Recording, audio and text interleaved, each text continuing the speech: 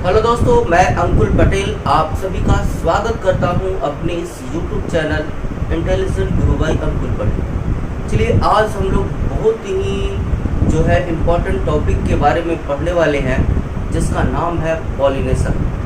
आइए समझते हैं कि आखिर पॉलिनेशन होता क्या है। तो देखिए, पॉलिनेशन की बात करने वाले थे, जिसको हम लोग बोलते हैं परागन।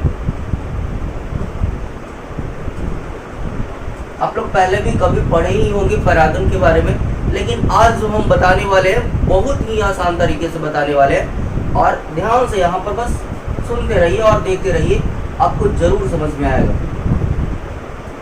देखिएगा, ये जो है आपका उसका फिगर हम बना रहे हैं। आप लोग पहले भी बनाए हैं फ्लावर का पिक्चर, उसमें इसी प्रकार से था। और ये जो है बाइसेक्सुअल फ्लावर है। बिना फ्लावर के हम लोग पॉलिनेशन नहीं समझ सकते हैं, इसलिए हम ये फिगर बना रहे हैं पॉलिनेशन के लिए, यानी कि फ्लावर का फिगर। अब ध्यान दीजिएगा, इसका जो है थोड़ा सा नाम लिख लेते हैं। ये जो है वर्तिकाग्र है। क्या है जी? वर्तिकाग्र, जिसको हम लोग अस्टिग्मा बोलते हैं।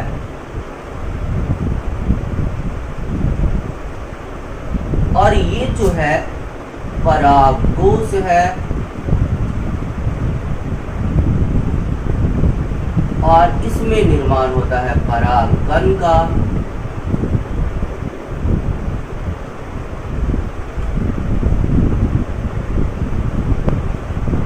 अब ध्यान दीजिएगा, बताया जाता है कि यहां से कर देते हैं।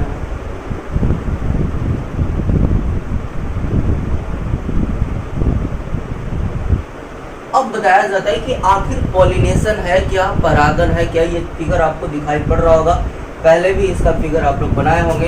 इसको हम लोग इंग्लिश में बोलते हैं एंथर, इसको बोलते हैं पॉलन ग्रेन। Pollen grain. अब बताया जाता है कि पॉलिनेशन क्या है, इसको समझ लीजिए।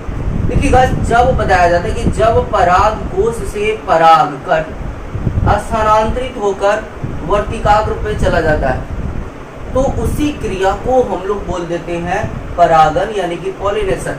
यानी कि यहाँ से यहाँ जो स्थानांतरित हो रहा है परागकण, कहाँ से कहाँ, तो पराग कोश से वर्तिकाग्र पर,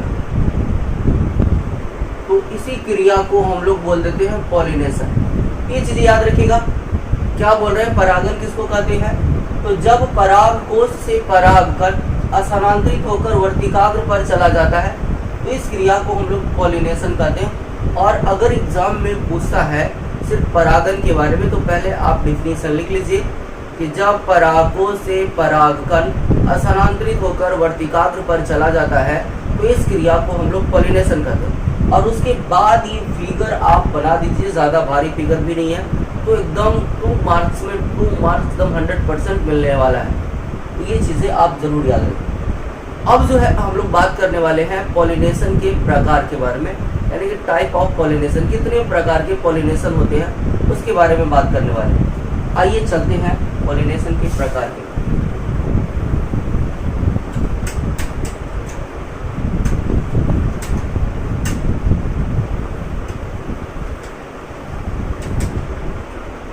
देखिएगा, पॉलिनेशन जो है मेनली रूप से 2 प्रकार का होता है।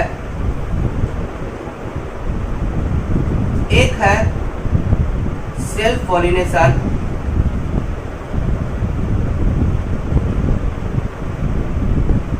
जिसको हम लोग स्वपरागन बोलते हैं।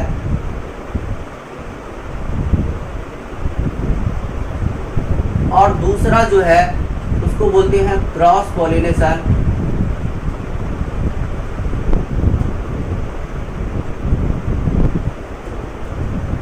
जिसको हम लोग पर परागन बोलते हैं। अब ध्यान दीजिएगा, सेल्फ पॉलिनेशन भी 2 प्रकार की होती है। वो कौन कौन सी होती है इसको जान लेते हैं। सेल्फ पॉलिनेशन, तो टू टाइप्स के होते हैं। एक जो है इसको बोलते हैं ऑटोगैमी,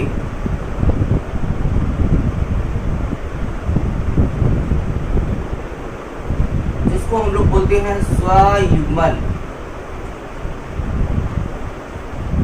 और दूसरा जो है उसका नाम है क्या, तो इसको याद रखिएगा, कीटोनोगैमी। कीटोनोगैमी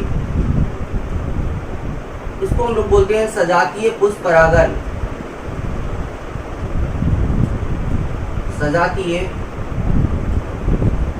पुष्प परागन।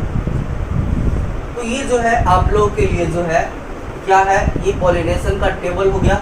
पॉलिनेशन कितने प्रकार के होते हैं, तो 2 प्रकार के होते हैं, सेल्फ पॉलिनेशन और क्रॉस पॉलिनेशन। सेल्फ पॉलिनेशन के 2 टाइप्स के होते हैं, ऑटोगैमी और गिटोनोगैमी, यानी कि स्वयुग्मन, और दूसरा सजातीय पुष्प परागन। अब हम लोग बारी बारी से पढ़ने वाले हैं कि स्वपरागन किसको कहते हैं, पर परागन किसको कहते हैं, स्वयुग्मन किसको कहते हैं, और सजातीय पुष्प परागन क्या है। इन सारी बातों को हम लोग समझने वाले हैं। आइए सबसे पहले हम लोग समझते हैं सेल्फ पॉलिनेशन के बारे में।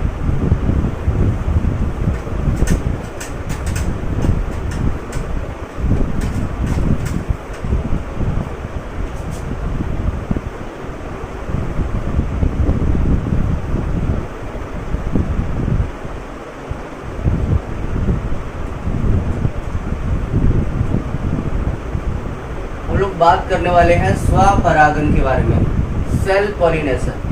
अब क्या होता है सेल्फ पॉलिनेशन, तो इसके लिए कुछ कंडीशन भी होता है कि आखिर सेल्फ पॉलिनेशन होता किसमें। तो याद रखिएगा, सेल्फ पॉलिनेशन जो है सिर्फ द्विलिंगी पुष्प में ही होता है, यानी कि वैसा पुष्प जिसमें पुमंग एवं जयांग दोनों उपस्थित होगा, तभी जो है उस पुष्प में स्वपरागन होगा। जो अभी फिगर जो बनाया गया था परागन समझने के लिए, जो हम लोग फिगर बनाए थे, वो बाइसेक्सुअल यानी कि द्विलिंगी फ्लावर था, और वैसे ही पुष्प में स्वपरागन होता है। एकलिंगी पुष्प में स्वपरागन नहीं हो सकता है। आइए सबसे पहले हम लोग समझते हैं कि स्वपरागन कहते हैं किसको। तो बताया जाता है कि जब, जैसे कि मान लिया जाए कि कोई पुष्प है और या कोई पौधा है और इसमें बहुत सारा पुष्प है, और जितना भी पुष्प है बाबू सब द्विलिंगी है। इसमें बहुत सारा पुष्प लगा हुआ है, समझ लीजिए, इधर भी पुष्प, इधर भी पुष्प। एक पौधा में तो बहुत सारा पुष्प हो सकता है।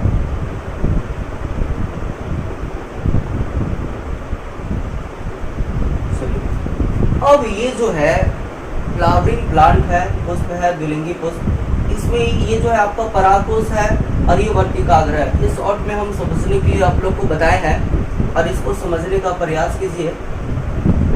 अब जो है बात आ रहा है यहाँ पे कि आखिर जो है सेल्फ पॉलिनेशन कहते हैं किसको, तो जब परागकोश से परागकण, जब परागकोश से परागकण जो है अपने ही पुष्प के वर्तिकाग्र पर या अपने ही पौधा के किसी भी पुष्प के वर्तिकाग्र, ध्यान से सुनिएगा, जब परागकोश से परागकण अपने पौधे, यानी ये अपना पौधा है और इसमें बहुत सारा पुष्प है, अपने ही पौधा के किसी भी पुष्प, चाहे ये अपना पुष्प में स्थानांतरित हो जाए परागकण, चाहे ये दूसरा पुष्प, चाहे इस पे चला जाए, यानी कि किसी पे भी अगर चला जा रहा है तो इसको हम लोग क्या बोल देंगे, स्वपरागन। यानी कि जब परागन की क्रिया एक ही पौधा के पुष्पों के बीच होगा तो इसी को क्या बोलेंगे, स्वपरागन। ये चीज याद रखिएगा। इसका 2 तरह से डिफिनीशन दे सकते हैं कि जब परागन की क्रिया एक ही पौधा के पुष्पों के बीच होता है तो ये जो है स्वपरागन कहलाएगा। बात समझ गया। और पर परागन क्या इसको कहते हैं वो भी हम लोग समझेंगे, पहले इसको अच्छे से समझ लीजिए। अब जो है बताया जाता है कि ये परागकोश है, इसका परागकण इस पे गया, इसका परागकण खुद पे भी गया, खुद के पुष्प के वर्तिकाग्र पर, क्योंकि पुष्प जो है द्विलिंगी है, इसका जो है परागकण इस पे चला गया, तो यानी कि अपने ही पौधा के किसी भी पुष्प के वर्तिकाग्र पर अगर स्थानांतरित होता है, जब परागकोश से परागकण अपने ही पौधा के किसी भी पुष्प के वर्तिकाग्र पर जो है परागकण स्थानांतरित होता है तो उसको हम लोग स्वपरागन कहते हैं। ये चीजें याद रखिएगा। ये स्वपरागन की बात की जा रही है और स्वपरागन भी दो प्रकार के होते हैं। कितने प्रकार के होते हैं? स्वपरागन भी दो प्रकार के होते हैं। एक बताया गया स्वयुग्मन और दूसरा जो है बताया गया हीटेरोगैमी यानी कि सजातीय पुष्परागन। अब हम लोग समझते हैं कि स्वपरागन किसको कहते हैं, सॉरी स्वयुग्मन किसको कहते हैं और सजातीय पुष्परागन। स्वपरागन तो हम लोग समझ ही लिए कि जब परागकोश से परागकण अपने ही पौधा के किसी भी पुष्प के वर्तिकाग्र पर स्थानांतरित होता है तो उसको हम लोग स्वपरागन कहते हैं। या जब परागन की क्रिया एक ही पौधा के पुष्पों के बीच होता है तो उसको हम लोग क्या कहते हैं? स्वपरागन कहते हैं। अब हम लोग समझते हैं क्या कि किसे कहते हैं स्वयुग्मन, क्योंकि जो है स्वपरागन दो प्रकार के, एक स्वयुग्मन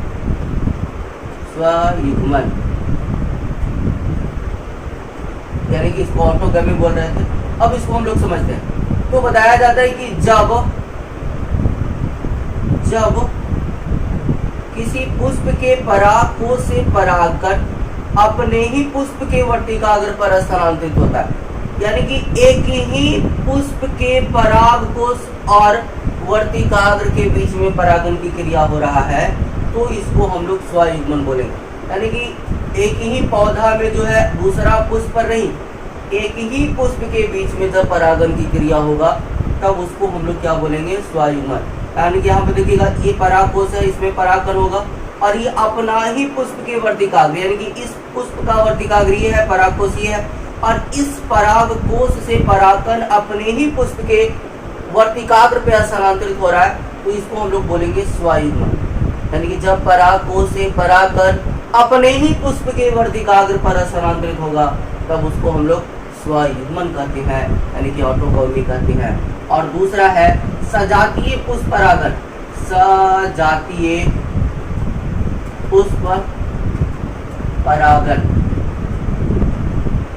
अब हम लोग समझने का प्रयास करते हैं कि सजातीय पुष्परागन यानी कि हीटेरोगैमी आखिर कहते किसको है। तो देखिएगा, जब परागकोश से परागकण अपने ही पौधा के दूसरा पुष्प के वर्तिकाग्र यानी कि यहाँ से परागकण निकला और ये जो है अपने ही पौधा के दूसरा पुष्प के वर्तिकाग्र पर स्थानांतरित हो गया तो इसको हम लोग बोलते हैं हीटेरोगैमी यानी कि सजातीय पुष्परागन। स्वयुग्मन में अपना ही पुष्प के वर्तिकाग्र पे जा रहा था, लेकिन यहाँ पे जो है इस परागकोश से परागकण अपने ही पौधा की दूसरा पुष्प है, ये दूसरा है, ये भी दूसरा है, ये भी दूसरा है, तो इस परागकोश से परागकण जो है दूसरा पुष्प के वर्तिकाग्र पर अगर स्थानांतरित होता है तो उसको हम लोग सजातीय पुष्परागन कहते हैं। और यह जो है पर परागन की तरह होने वाली प्रक्रिया होता है। ये चीजें आई होप, मुझे आशा है कि आप लोग जो है पूरी तरह से समझ गए होंगे कि स्वपरागन किसको कहते हैं, स्वपरागन कितने प्रकार के होते हैं और उसमें स्वयुग्मन और सजातीय पुष्परागन के बारे में हम अच्छे तरीके से आप लोग को समझाते हैं।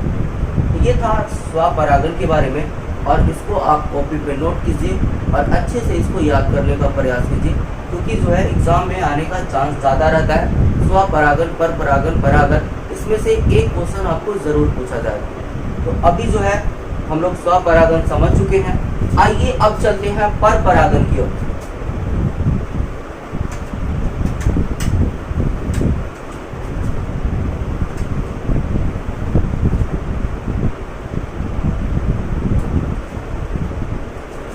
अब हम लोग पढ़ने वाले हैं क्रॉस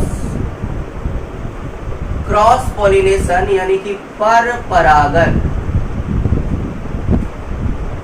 किसको कहते हैं पर परागन, किसको हम लोग समझते हैं। तो ध्यान दीजिएगा, ये एक जो है पौधा हो गया और एक और पौधा बना लेते हैं हम, इसमें बहुत सारा पुष्प होगा, इसमें भी बहुत सारा पुष्प होगा, लेकिन दोनों एक ही जाति का। अगर ये मटर का पौधा तो ये भी मटर का पौधा, तो ये चीजें याद रखिएगा। मटर का मतलब तो आप लोग समझते ही होंगे, इसको हम लोग छेमी बोलते हैं या घेराव जिसको बोलते हैं। तो ये भी मटर का पौधा तो वो भी मटर का पौधा। और आपको पता होना चाहिए कि मटर का पुष्प जो है द्विलिंगी होता है, तो यहाँ पे भी द्विलिंगी पुष्प बनाया गया।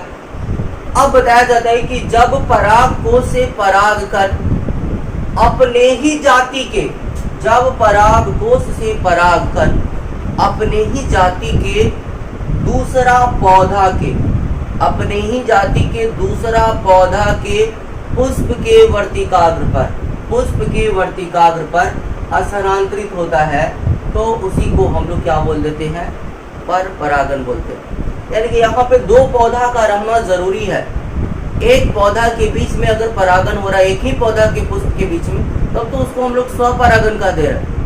लेकिन जब एक ही जाति का दो पौधा, एगो इधर मटर का पौधा, एगो इधर मटर का पौधा, और इस पौधा के पुष्प का परागकण जो है इस पौधा के पुष्प के वर्तिकाग्र पे चला जाता है, बात समझ गया ना, तो उसको हम लोग क्या बोल देंगे, पर परागन। समझ लीजिए कि जो है पूरा जो है एरिया है। अब सोचिए कि एक ही एरिया में अगर शादी विवाह हो रहा है, एक ही एरिया में यानी एक ही पौधा में हो रहा है, तब उसको स्वपरागन। और जब मतलब अलग अलग, जैसे कि यहाँ पे जो है आपका इधर पटना है, अगर दूसरा स्टेट में दिल्ली में अगर शादी हो रहा है तो ये समझ लीजिए पर परागन हो रहा है। तो ये चीजें याद रखिएगा। और बताया जाता है कि जब किसी पुष्प के परागकोश से परागकण अपने ही जाति के दूसरा पौधा के पुष्प के वर्तिकाग्र पर स्थानांतरित होता है तो इसको हम लोग पर परागन कहते हैं। और ये जो है आप लोगों का स्वपरागन और पर परागन के बारे में था। तो चलिए अब हम लोग आगे बढ़ते हैं और यहाँ पे ये परागन समाप्त होता है और अच्छे तरीके से आप लोग समझ गए होंगे। अब हम लोग चलते हैं न्यू टॉपिक की ओर और आगे बढ़ते हैं।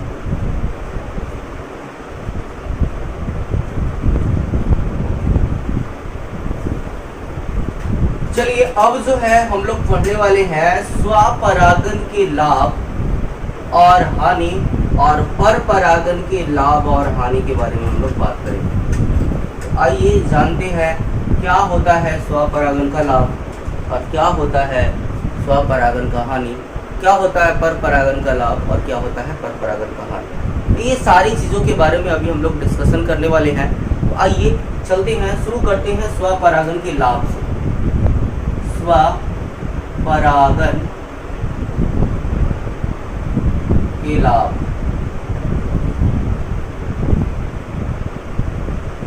देखिएगा ज्यादा पॉइंट इसमें नहीं लिख पाया जाएगा क्योंकि जब भी एग्जाम में आएगा तो 2 मार्क्स में ही आएगा और इसको आप अच्छे से समझिए और कोई दिक्कत नहीं होने वाला है, आसानी से लिखा जाएगा। देखिएगा सबसे पहले तो क्वेश्चन इस प्रकार से आएगा कि स्वपरागन के लाभ या हानि को लिखें। दोनों में से कोई एक आ रहा है या दोनों आ रहा है तो दोनों को आप अलग अलग लिख सकते हैं। सबसे पहले स्वपरागन के लाभ लिखिएगा, उसके बाद स्वपरागन की हानि लिखिएगा। अगर दोनों है तो, अगर एक है तो सिर्फ एक ही का जवाब देना है। अब स्वपरागन के लाभ क्या क्या है तो देखिएगा, मान लिया जाए कि कोई पुष्प है, द्विलिंगी पुष्प है, जैसे कि अभी जो है हम लोग पौधा बनाए थे, उस पौधा में बहुत सारा पुष्प था। अब ध्यान दीजिएगा कि ये जो स्वपरागन के लाभ है इसमें सबसे पहले हम लोग जानते हैं लाभ में कि स्वपरागन में जो है परागन के लिए परागकण का इंतजार नहीं करना पड़ता है। ये जो है आपका लाभ, यानी कि किसी का आप इंतजार कर रहे हैं यानी कि टाइम वेस्ट कर रहे हैं, यानी कि ये हानि में आ गया। तो ये चीजें याद रखिएगा। अब देखिएगा स्वपरागन हम बताए भी थे कि जब भी होगा तो द्विलिंगी पुष्प में ही होगा, ये बात याद रखिएगा। आगे हम ऐसे पढ़ाएंगे भी। अब ध्यान दीजिएगा, ये जो है मान लिया जाए पुष्प है और बताया जाता है कि देखिएगा इसमें जो है परागकण भी बनता है, परागकोश में बनेगा कि नहीं बनेगा। अब बताइएगा, ये भी तैयार ये भी तैयार, अब दोनों तैयार एक ही साथ अगर हो जाए यानी कि पुमंग भी परिपक्व हो गया, इसको बोलते हैं नर भाग को पुमंग और मादा भाग को जयांग। अब पुमंग और जयांग दोनों एक ही बार परिपक्व हो गया यानी कि एक ही बार जयांग हो गया, तो अब जो है दूसरा जगह जाने की क्या जरूरत है या दूसरा जगह से परागकण आने की क्या आवश्यकता है, इसको इंतजार नहीं करे पड़ेगा। जैसे ही ये तैयार हुआ ये भी तैयार हो गया, तुरंत ये परागकण इस पे स्थानांतरित हो जाता है। मतलब इसको परिपक्व होते देरी नहीं और परागकण पहुंचते देरी नहीं, यानी कि इसमें परागकण का या बोल सकते हैं कि स्वपरागन में परागन के लिए परागकण का इंतजार नहीं करना पड़ता है। आप टोटल लिखिएगा, जो पूरा बोल रहे हैं वो पूरा सेंटेंस लिखने का प्रयास कीजिएगा। हम यहाँ पे शॉर्ट में लिखेंगे, ये चीजें आप ध्यान रखिएगा। कॉपी में आप पूरा लिखने का प्रयास कीजिएगा। स्वपरागन में परागकण का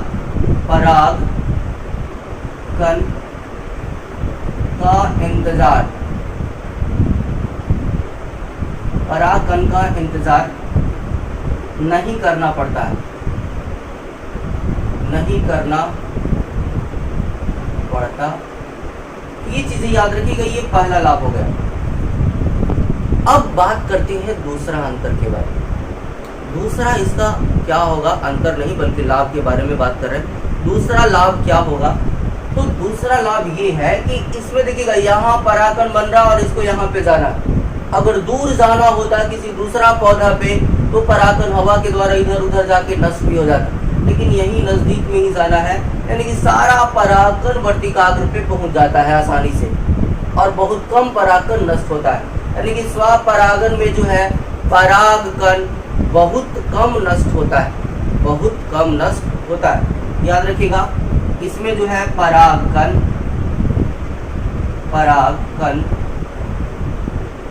बहुत कम नष्ट होता है।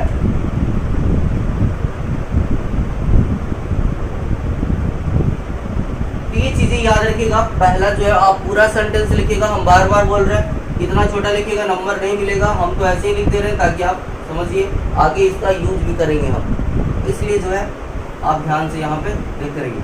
इसमें लिखेंगे स्वपरागन में परागन के लिए जो है परागकण का इंतजार नहीं करना पड़ता है। इसमें हम लोग लिखेंगे स्वपरागन में परागकण बहुत कम नष्ट होता है। अब तीसरा बताया जाता है कि स्वपरागन के लिए जो है किसी भी वेक्टर या एजेंट की आवश्यकता नहीं होती है। वेक्टर कहने का मतलब यहाँ से यहाँ ढोने वाला परागकण, यानी कि ले जाने वाला परागकण, किसी की आवश्यकता नहीं, क्योंकि एकदम नजदीके में है, कैसे पहुंच ही जाएगा, यानी किसी भी वेक्टर या एजेंट की आवश्यकता नहीं होता है। ये चीजें याद रखिएगा। स्वपरागन के लिए जो है स्वपरागन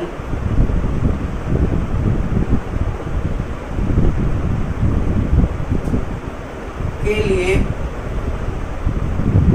वेक्टर या एजेंट, जिसको हम लोग कर्मको बोलते हैं, कर्मको, वेक्टर या एजेंट्स यानी कि कर्मकों की आवश्यकता नहीं होती है,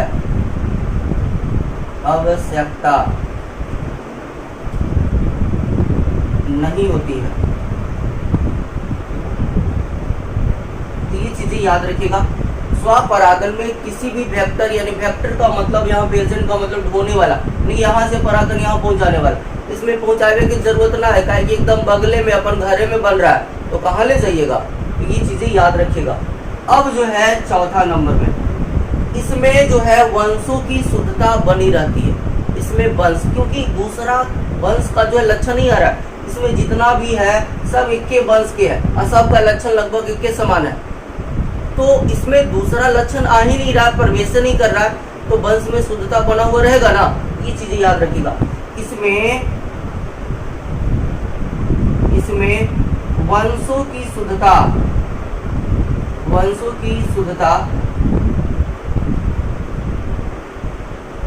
बनी रहती है। तो ये चीजें याद रखिएगा, इसमें वंशों की शुद्धता बनी रहती है। और बताया जाता है कि इसमें विभिन्नता नहीं पाया जाता है, यानी कि अलग किस्म का जो है कोई भी लक्षण पाया ही नहीं जाता, इसमें विभिन्नता नहीं, यानी कि एकदम हूबहू जो है लगभग अपने पेरेंट के समान ही होता है प्लांट। ये चीजें याद रखिएगा। और ये स्वपरागन के लाभ है, आप 5 लिख सकते हैं। इसमें विभिन्नता नहीं पाया जाता है, ये भी लिख सकते हैं, ये लाभ के अंतर्गत ही आता है, चलेगा। तो ये जो है स्वपरागन के लाभ हो गया। अब जो है स्वपरागन की हम लोग हानि के बारे में बात करेंगे। स्वपरागन की हानि,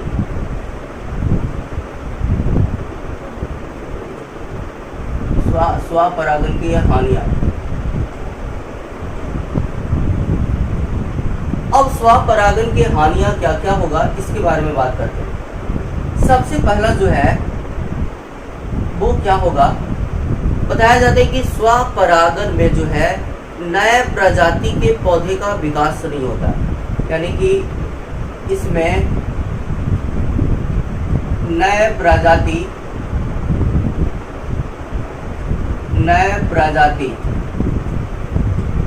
इसमें नए प्रजाति के पौधे का विकास नहीं होता है। तो इस चीज को याद रखिएगा और इसको आप पूरा लिखिएगा। दूसरा क्या होगा स्वपरागन की हानि में, तो बताया जाता है कि इसमें जो है जैव विकास देखने को नहीं मिलता है, यानी कि स्वपरागन में जैव विकास, इसमें जैव विकास देखने को नहीं मिलता है। इसमें जैव विकास देखने को नहीं मिलता है, स्वपरागन में जैव विकास देखने को नहीं मिलता है।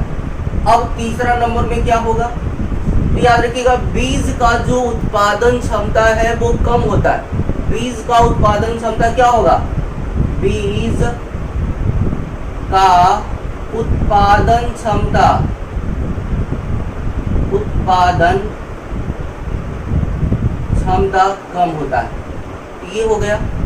इसके बाद ध्यान दीजिएगा 4 नंबर में बताया जाता है कि इसमें जो है पौधा जो है उसमें रोग से लड़ने की क्षमता भी कम होती है, यानी कि लगातार स्वपरागन से जो है पौधा में रोग से लड़ने की क्षमता भी कम जाती है। ये भी हानि में आ रहा है।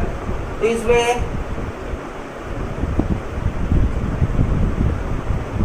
रोग से लड़ने की क्षमता कम होती है। 5वां नंबर में आप इसमें भी लिख सकते हैं 5वां नंबर में कि इसमें जो है उत्पादन क्षमता कम होता है, या फसल का उत्पादन क्षमता कम होता है। बीज का भी उत्पादन क्षमता कम हो रहा है, फसल का भी उत्पादन क्षमता कम हो रहा है, सेम ही चीजें, लेकिन फिर भी जो है आप अलग अलग लिख सकते हैं।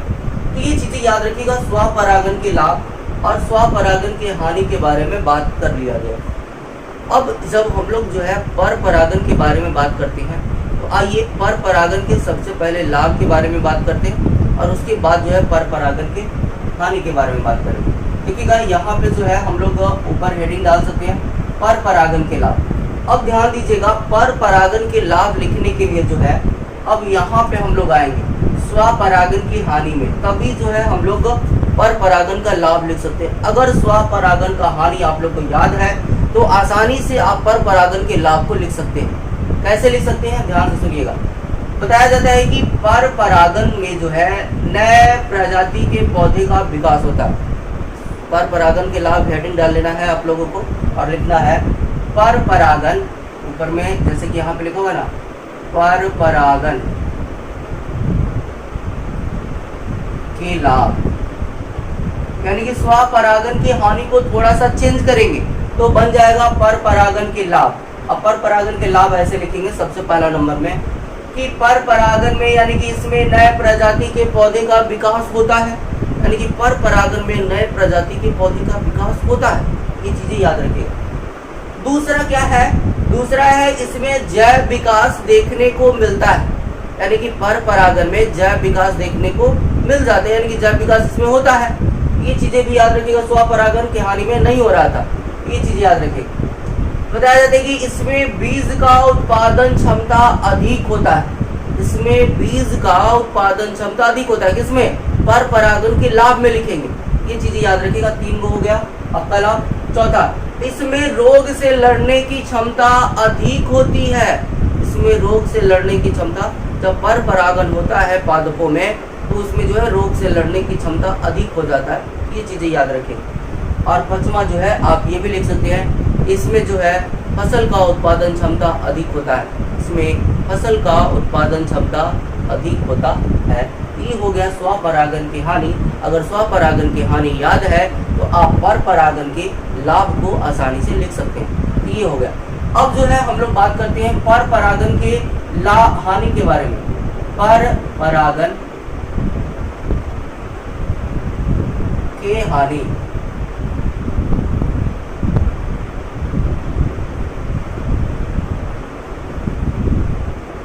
अब ध्यान दीजिएगा। पर परागन के हानि में हम लोग जानेंगे स्वपरागन के लाभ को हम लोग पर परागन के हानि में लिखते हैं, लेकिन थोड़ा सा मॉडिफाई करते हैं, चेंज करते हैं। इसमें क्या चेंज करना, ध्यान दीजिएगा।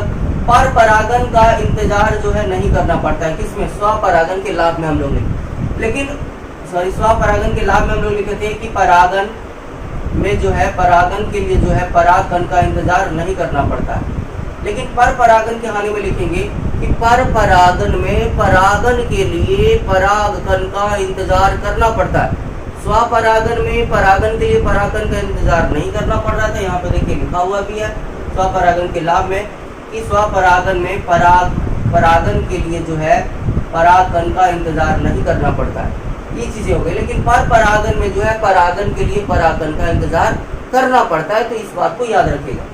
दूसरा हानि क्या होगा तो याद रखिएगा, पर परागन बहुत कम नष्ट होता है। किसमें? स्वपरागन में हम लोग लिखे थे। लेकिन इसमें दूसरा पौधा पे जाना है, यहाँ से दूसरा पौधा पे जाएगा, तो दूसरा पौधा पे जाते समय हो सकता है कि हवा में इधर उधर जो है चल जाएगा, तो परागकण नष्ट हो जाएगा। तो याद रखिएगा, पर परागन में परागकण बहुत अधिक नष्ट होता है। ये चीजें याद रखिएगा, पर परागन में परागकण बहुत अधिक नष्ट होता है।